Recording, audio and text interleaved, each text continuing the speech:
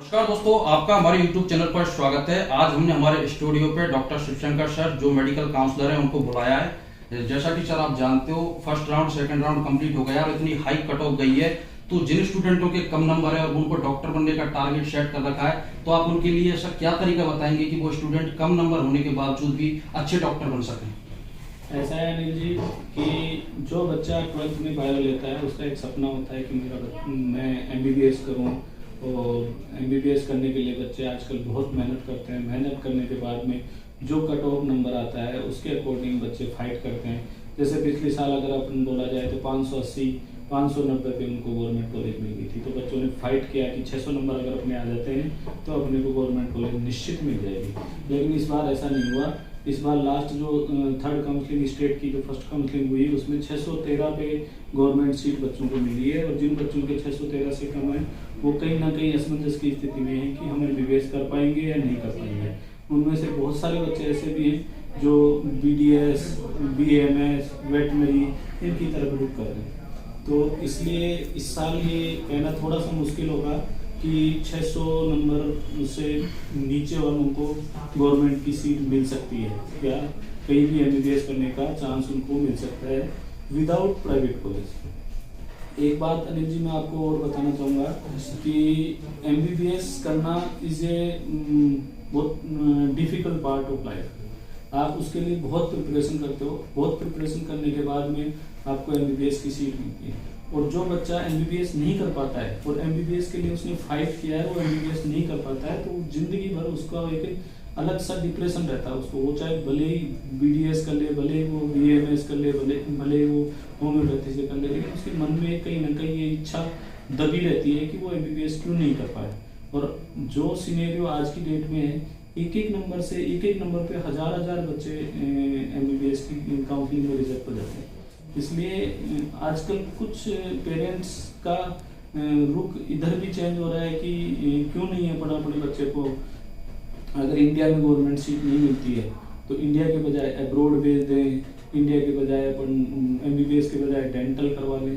तो मैं ये मानता हूँ कि आज के जैसा कंडीशन है उसमें आप MBBS बच्चे को कराना है तो कहीं से भी करा सकते हैं। इंडिया से भी आपका विकल्प है, इंडिया से बाहर भी आपका विकल्प है। मैं मेरे बारे में बताऊं सर, मैं 2001 के अंदर MBBS करने के लिए मेरा यहाँ पे सिलेक्शन नहीं हुआ तो मैं कजाकिस्तान MBBS करने के लिए गया था।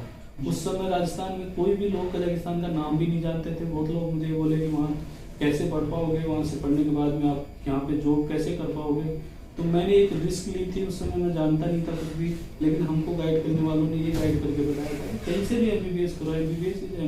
MBBS कभी भी आप MBBS को किसी अन्य डिग्री से कंपेयर नहीं कर सकते हो, ना BDS से, ना BAMS से, ना वेटनरी से। इनसे वो एक कॉम्प्रोमाइज का डिसीजन होता है आपका कि आप MBBS करना चाहते थे लेकिन आपके कम नंबर आए या आपके पास फाइनेंस नहीं था, इसलिए आपने BDS की, आपने होम्योपैथी की। ये एक कॉम्प्रोमाइज लाइफ होती है और वो जिंदगी भर आपका डिप्रेशन का कारण बनता है। इसलिए हमने उस समय चूज किया MBBS करना।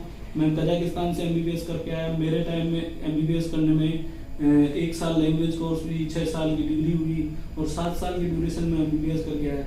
हालांकि वहाँ का जो एजुकेशन है ना, वो यहाँ के बहुत लोग जानते ही नहीं है कि यहाँ की जो गवर्नमेंट कॉलेज हैं उनसे भी बहुत बेटर उनका एजुकेशन सिस्टम, ताकि वो जो बच्चे यहाँ पे कुछ भी नहीं कर पाते हैं या यहाँ पे सेलेक्ट नहीं होते हैं, वो बच्चे बाहर जाते हैं और वहाँ से बहुत अच्छे सक्सेस होके आते हैं। मैंने फर्स्ट टाइम में MCA की, फर्स्ट टाइम में मैंने PG की और PG मैंने SMS से की। और SMS में जब मैंने PG की थी तो मेरे बैच के 22 बच्चों ने SMS से PG की थी। इसलिए मैं ये नहीं मानता हूँ कि एजुकेशन के मामले में कजाकिस्तान या अब्रॉड की जो कॉलेज हैं वो इंडिया से कहीं पीछे हैं। लेकिन अपने को ये सोचना पड़ेगा, अपने को ये प्रोसीजर का पता करना पड़ेगा कि अब्रॉड पढ़ने के लिए अपने मन में कितने सवाल होते हैं, उन सवालों को दूर करना पड़ेगा, उनको जानना पड़ेगा। सर, जैसा कि आप जानते हो कि काफ़ी कंट्रियाँ हैं, अगर स्टूडेंट ये चाहे कि मुझे कौन सी कंट्री मतलब सेलेक्ट करनी है, कौन सी कंट्री बेस्ट रहेगी, तो आपके अकॉर्डिंग आपको क्या लगता है? आप काफ़ी दिन से इस फील्ड में हो। ऐसा है सर कि आप MBBS अगर करना चाहते हो इंडिया से, तो इंडिया में आपको अगर इंडियन जो नीट की एग्ज़ाम में आपकी अगर अच्छा स्कोर रहता है तो आपको गवर्नमेंट कॉलेज मिल जाती है। अगर गवर्नमेंट कॉलेज आपको नहीं मिलती है तो प्राइवेट कॉलेजेस के अंदर आपकी करीबन 50 से लेके और 80-90 लाख रुपीस के अंदर आपको सीट मिल पाती है।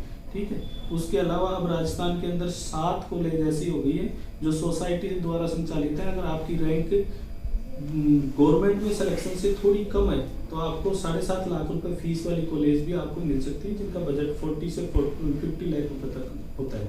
तो एक वो विकल्प भी आपके पास रहता है। लेकिन अगर इससे भी कम आपका बजट है तो आपके पास यूक्रेन, कजाकिस्तान, ताजिकिस्तान, किर्गिस्तान और चाइना जैसे विकल्प बचते हैं। अब मैं आपको इनमें डिफाइन करके बताऊंगा कौन सी कंट्री के अंदर किस तरीके का एजुकेशन होता है, क्या बेनिफिट है, कहाँ अपने को जाना चाहिए। आज का जो कोरोना पेंडेमिक सिचुएशन है, इसके अंदर सबसे ज़्यादा प्रायोरिटी की जगह है वो है कजाकिस्तान। उसका रीज़न ये है कि वहाँ 5 ईयर इंग्लिश मीडियम कोर्स है और ऑनलाइन एजुकेशन ओनली और ओनली कजाकिस्तान में है। अभी कोई भी कंट्री आपको ऑनलाइन एजुकेशन नहीं दे रही। जैसा कि अभी कुछ दिनों पहले ताजिकिस्तान में जो बच्चे पढ़ते थे उनको फोर्सफुली है ना जो वहाँ भेजा गया और वहाँ ऑनलाइन क्लास नहीं चल रही थी, तो वहाँ पे भेज के उनको ऑनलाइन क्लास के बगैर ऑफलाइन क्लासें पढ़ाई जा रही है। इसलिए वो भी एक रिस्क की जगह है। इसलिए अभी फिलहाल के जो सिनेरियो है उसमें यह है कि आपके लिए यूक्रेन में 6 ईयर का कोर्स होता है, 1 साल आपका एक्स्ट्रा खराब होता है। चाइना के साथ अपनी कंट्री के अच्छे रिलेशन नहीं है, इसलिए चाइना जाना इस साल उचित डिसीजन नहीं होगा आपका। इसलिए आपके पास एक सबसे बढ़िया ऑप्शन बनता है कजाकिस्तान का। कजाकिस्तान के अंदर टोटल 14 यूनिवर्सिटीज हैं जिनके अंदर आप पढ़ सकते हो। आपके बजट के अकॉर्डिंग, आपके सुविधा के अकॉर्डिंग पढ़ सकते हो आप। अच्छा, एक चीज मैं आपको बताना चाहूंगा कि जो भी आदमी अब्रॉड में पढ़ने के लिए चूज कर रहा है तो उसको 3 चीजों का ध्यान रखना होता है। आप जिस भी कंट्री की जिस स्टेट में या जिस सिटी में जा रहे हो उसमें इंटरनेशनल एयरपोर्ट होना चाहिए, उसमें इंडियन एम्बेसी होनी चाहिए और कॉलेज की डिस्टेंस एयरपोर्ट से बहुत ज़्यादा दूर नहीं होनी चाहिए, क्योंकि ट्रैवलिंग करते समय बच्चों को बहुत सारी दिक्कतें होती है। ठीक है, तो कजाकिस्तान में अलमाटी एक ऐसा शहर है जिसमें इंटरनेशनल एयरपोर्ट है, 5 किलोमीटर दूर यूनिवर्सिटी है और आप बहुत अच्छे से वहाँ पढ़ाई कर सकते हो। वहाँ का एनवायरनमेंट बहुत अच्छा है और कॉस्ट वाइज भी आपका बहुत कम खर्चे में गवर्नमेंट की सीट पे, जो कि कजाकिस्तान के अंदर इंडियन गवर्नमेंट के लिए रिजर्व होती है वहाँ की सीटें, उन पे आप पढ़ सकते हो। और अलमाटी से दिल्ली और दिल्ली से अलमाटी पर डे 2 फ्लाइट है, आप ट्रैवलिंग में भी आपको दिक्कत नहीं है। इसलिए मेरे कहने के अनुसार या मेरे नॉलेज के अकॉर्डिंग अभी जो सिनेरियो है इसके अंदर कजाकिस्तान एक अब्रॉड से एमबीबीएस करने का बेस्ट ऑप्शन है।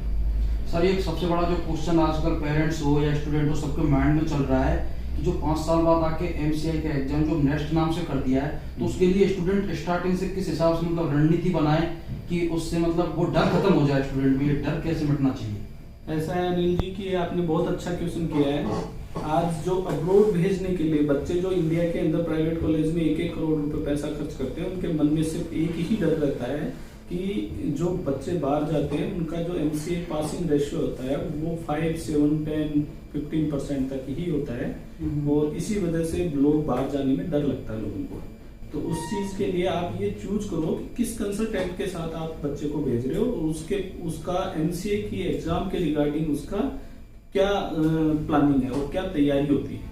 क्योंकि देखो, अगर आप एमबीबीएस करने जा रहे हो और आपका कंसल्टेंट कोई मेडिको से रिलेटेड ही नहीं है तो आपको प्रॉपर गाइड नहीं कर पाएगा और आप बहुत अच्छे डॉक्टर नहीं बन पाओगे, बहुत अच्छे तरीके से आप एमसीए पास नहीं कर पाओगे। जैसा कि मैं अपने बारे में बताऊं आपको, जब मैं गया था तो मुझे एमसीए के एग्जाम के बारे में जानकारी नहीं थी और मुझे वहां से डिग्री करने के आने के बाद में गौतम नगर में एक 6 महीने कोचिंग करनी पड़ी थी एमसीए की। तब जाके हमको पता चला था कि एमसीए की एग्जाम किस लेवल की होती है और क्या उसका सिलेबस है और किस तरीके से हमको एग्जाम पास करनी होती है। तो इसलिए आजकल अगर आप जैसे पहले बच्चे 12th करते थे, 12th के बाद भी पीएमटी की तैयारी करते थे और उनको 2-3 साल लगते थे पीएमटी पास करने में, और आजकल जो पैटर्न चेंज हो गया कि एलन हुआ, आकाश हुआ, इनमें लोग फाउंडेशन करते हैं। आप मानोगे नहीं, आजकल लोग 9th क्लास से 10th क्लास से फाउंडेशन करते हैं, 8th क्लास से फाउंडेशन होते हैं। इसी तरीके से एमबीबीएस करते टाइम अगर कोई आपको फर्स्ट ईयर से लेकर 5th ईयर तक एमसीए की कोचिंग कराए तो आप बहुत अच्छे से एमसीए क्लियर कर सकते हो और आपका रिजल्ट उस कॉलेज का 100% रहेगा अगर आप फर्स्ट ईयर से एमसीए की कोचिंग कराओगे। जो जहां तक मैं जानता हूँ ओनली कजाकिस्तान के अंदर 2 कॉलेज हैं, कोकसेताऊ स्टेट मेडिकल यूनिवर्सिटी और कजाक रशियन मेडिकल यूनिवर्सिटी। जिनमें आपके एमसीए की कोचिंग फर्स्ट ईयर से लेकर फिफ्थ ईयर तक कराई जाती है। इसका मतलब ये होता है कि जो बच्चा आपने एवरेज बच्चा जो भेजा है, वो आप अगर ये सोचो कि 6 महीने के अंदर 19 सब्जेक्ट पढ़ के एमसीए पास कर लेगा, तो इट्स नॉट पॉसिबल। उसके लिए उसको टाइम देना पड़ेगा आपको। इसी के लिए ये दोनों कॉलेजों में जो इनका मैनेजमेंट है, वो फर्स्ट ईयर से ही एमसीए की कोचिंग करवाते हैं, और फर्स्ट ईयर के सब्जेक्ट फर्स्ट ईयर में, सेकंड ईयर के सेकंड ईयर में, थर्ड ईयर के थर्ड ईयर में, फोर्थ ईयर के फोर्थ ईयर में, फिफ्थ ईयर के फिफ्थ ईयर में सब्जेक्ट कंप्लीट करा के एमसीए के लिए प्रिपेयर करके बच्चा इंडिया में आता है। और जहां तक मुझे लगता है कि अगर बच्चा 5 साल में 19 सब्जेक्ट 3-3 बार पढ़ लेगा, तो उसको एमसीए पास करने में मुझे नहीं लगता कोई प्रॉब्लम आएगी। और वो एमसीए का जो सिलेबस है ना, जैसे मैंने एमसीए की तैयारी की, एमसीए पास की, उसी सिलेबस की, उसी तैयारी से मैंने ऑल इंडिया पीजी में सीट निकाली अपनी, और एसएनएल से पीजी की। क्योंकि वो एग्जाम और एमसीए की एग्जाम इक्वल होती है, और उसको पास करना इतना मुश्किल नहीं होता अगर आपने बेस आपका स्ट्रॉन्ग है। तो आप ये सोचो कि 5 साल में मस्ती कर लूँ, घूम लूँ, फिर लूँ, और 5 साल के बाद में 6 महीने के अंदर कोचिंग करके मैं एग्जाम निकालूंगा, तो इट्स नॉट पॉसिबल। इसीलिए अब्रोड से एमबीबीएस करने के लिए बेटर ऑप्शन आज की डेट में कजाकिस्तान, और कजाकिस्तान में भी ये 2 कॉलेज ऐसी हैं जो थ्रू आउट फर्स्ट ईयर से फिफ्थ ईयर तक आपकी एमसीए की कोचिंग कराते हैं। तो मुझे नहीं लगता कि अगर 5 ईयर अगर आप एमसीए कोचिंग करते हो, तो आप एमसीए में आपको कभी कोई तकलीफ आएगी। और सर सबसे बड़ा क्वेश्चन ये है कि मेरे पास जहाँ से भी ग्राउंड रिपोर्ट ली है कि एक्यूरेट खर्चा कितना आता है, क्योंकि पेरेंट्स भेजने से पहले ये भी थोड़ा सा हमारे लिए बताओ। बिल्कुल सर अनिल जी, आपका ये बहुत अच्छा सवाल है। ऐसा है, जितना मैं जानता हूँ, जितना मुझे नॉलेज है, मैं 20 साल से कजाकिस्तान के बारे में जानता हूँ। कजाकिस्तान में ये दोनों कॉलेज है, कोलकाता स्टेट मेडिकल यूनिवर्सिटी, उसमें $3,500 US आपकी फीस होती है, और नियर बाई $500 आपकी हॉस्टल चार्ज होते हैं, $1,200 आपके मेस के चार्जेस होते हैं, जो आजकल वहाँ पे इंडियन फूड मिलता है उसमें। तो according to Kolkata state medical university, आपका फर्स्ट ईयर के अंदर जो फर्स्ट ईयर से फिफ्थ ईयर तक की कॉस्ट आती है, नियर बाई 20 लाख रुपीज के अंदर आती है, जिसमें आपका खाना पीना रहना, फ्लाइट वगैरह सब अरेंज हो जाती है एमसीए कोचिंग के साथ। और जो दूसरी कॉलेज है कजाकिस्तान, उसके अंदर आपका 5 ईयर का कोर्स का एक्सपेंडिचर आता है, तो 22 से 23 लाख रुपए के बीच में आता है, और जिसमें आपको दोनों ही कॉलेज ऐसी हैं जिनमें आपको फाइनेंस की फैसिलिटी है। अगर कोई पेरेंट्स ऐसे हों जिनके पास फाइनेंस की फैसिलिटी नहीं हो, या प्रॉपर उनके पास बजट नहीं हो, तो दोनों यूनिवर्सिटी अपने बेस पे एजुकेशन लोन प्रोवाइड कराती हैं। तो कोई भी आज आप अपने एमबीबीएस बनने के सपने को साकार कर सकते हैं, कोई रुकावट के बगैर। और सर सबसे लास्ट इम्पोर्टेंट क्वेश्चन है, आपने सारी अच्छी जानकारी दी, सारे डाउट आपकी बातों से कंप्लीट हो गए, आप वहाँ 6-7 साल रुके, तो थोड़ा सा उस देश के बारे में बताइए। कजाकिस्तान कैसा एनवायरनमेंट है, कैसे लोग हैं, कुछ कहते हैं मोंगल कंट्री है। ये आपका बहुत बढ़िया सवाल है। बहुत सारी चीजें ऐसी होती हैं, बहुत सारे लोगों के मैंने सवाल सुने हैं कि कजाकिस्तान एक बहुत माउंटेन देश है, बहुत गरीब देश है, और कजाकिस्तान के बारे में एक मतलब नाम लेते हैं तो ऐसी सोच होती है कि अपने को बच्चे को नहीं भेजना चाहिए, क्योंकि ये ऐसा सही नहीं है। कजाकिस्तान जितनी कंट्रियां मैंने देखी हूँ, ये सबसे सेफ और पीसफुल कंट्री है। कजाकिस्तान का एनवायरनमेंट टेरिटरी के हिसाब से इंडिया से थोड़ा सा छोटा देश है, बाकी जितना बड़ा देश है ना, उसके हिसाब से पॉपुलेशन इसकी बहुत कम है, 1,30,00,000 जनसंख्या है इसकी। और वहाँ के जो शहर हैं इतने साफ सुथरे और पीसफुल शहर हैं कि आपको एनवायरनमेंट में कभी अगर 5 किलोमीटर पैदल भी चलोगे तो आपको पता नहीं चलता आप पैदल चल रहे हो। इसलिए ये कहना गलत है कि ये मॉडर्न कंट्री है, या किसी रिलीजन की वजह से किसी कंट्री को गलत बताना, ये थोड़ा मैं गलत मानता हूँ। क्योंकि कंट्री का डेवलपमेंट और कंट्री का एनवायरनमेंट है ना, डिपेंड करता है पॉपुलेशन पे और एजुकेशन पे। एजुकेशन में देखा जाए ना, तो एजुकेशन में वो लोग अपने से 20 साल आगे हैं। इंडिया की एजुकेशन से कजाकिस्तान की एजुकेशन 20 साल आगे, 20 साल। अपन उनको 20 साल बाद भी उनके कंपेरिजन में एजुकेशन नहीं आता है, ठीक है। और डेवलपमेंट के हिसाब से भी अपन उनसे बहुत पीछे हैं, क्योंकि उनका जो रहने का साफ सुथरा तरीका है, ये अपन कभी फॉलो ही नहीं कर पाएंगे। वहाँ की रोड्स है ना, दिन में 4-4 बार वॉश होती हैं। अपन यहाँ पे जिस तरीके से रहते हैं वो आप भी जानते हो, मैं भी जानता हूँ, इसलिए ये कहना गलत होगा कि कजाकिस्तान मतलब अच्छी जगह है। कजाकिस्तान बहुत अच्छी जगह है, बहुत सुंदर देश है, और इंडियंस के प्रति उनका बहुत अच्छा बिहेव है। उसका रीज़न है कि कजाकिस्तान के अंदर जो इकोनॉमिकली पार्टनर है, इंडिया का एलन मित्तल है, उसकी वजह से उसका बहुत बड़ा पार्ट है इकोनॉमिक्स में, वहाँ की इकोनॉमी में, तो इसलिए उस इंडियंस की बहुत वैल्यू होती है। और Kazakhstan is a second largest country for oil production. अच्छा सर। और एक और मैं कजाकिस्तान के बारे में आपको बहुत अच्छी जानकारी दूंगा कि अपन सब साइंस के स्टूडेंट हैं, साइंस के अंदर अपन ने आवर्तसारणी एक केमिस्ट्री के अंदर पीरियोडिक टेबल, तो उसके जो उसमें जो टोटल धातु है ना वो कंप्लीटली कजाकिस्तान में मिलती है। अच्छा सर। और जो दुनिया का एकमात्र देश है जिसके अंदर पीरियोडिक टेबल की सारी धातुएं मिलती हैं, और दुनिया के 2 ही देश ऐसे हैं जिनके अंदर कैनियन सिटी है, एक अमेरिका में कैलिफोर्निया में और एक कजाकिस्तान में। तो टूरिज्म के हिसाब से भी है ना, जो कजाकिस्तान बहुत अच्छी कंट्री है, और अलमाटी बहुत सुंदर शहर है। विंटर ओलंपिक कजाकिस्तान के अलमाटी शहर में होते हैं, जहाँ अपनी ये कॉलेज है वहाँ पे। तो अलमाटी के अंदर इंडियंस का टूरिज्म बहुत अच्छा है, बहुत अच्छा टूरिज्म है, इसलिए वो इसके रिगार्डिंग आप दिमाग से निकाल दीजिए कि आप कोई गलत जगह जा रहे हैं। और सर मेरा ये है कि मेरे तो सारे डाउट कंप्लीट हो गए इसमें।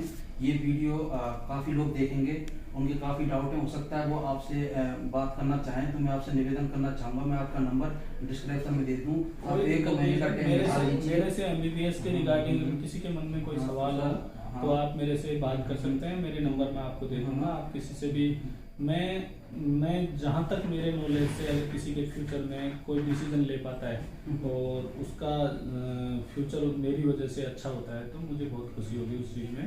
तो सर आप थोड़ी सी बच्चों के लिए हेल्प करना। मैं दोस्तों सर का नंबर डिस्क्रिप्शन में डाल दूंगा, आप सर से डायरेक्ट बात कर सकते हैं। जब तक काउंसलिंग चले आपके भविष्य को लेके, हो सकता है आपके कुछ ऐसे क्वेश्चन हो जो मैं ना पूछ पाया हूं, तो आप डायरेक्ट सर से बात कर सकते हैं। और दोस्तों वीडियो ज़्यादा लंबी हो जाएगी, इस वीडियो को यहीं खत्म करते हुए मैं सर के लिए बहुत बहुत धन्यवाद और इनका आभार प्रकट करता हूँ। हमारे बुलाने पे अपना कीमती समय निकाल के हमारे स्टूडियो आए, तो सर आपका बहुत बहुत धन्यवाद, बहुत बहुत आभार पधारने के लिए। Thank you.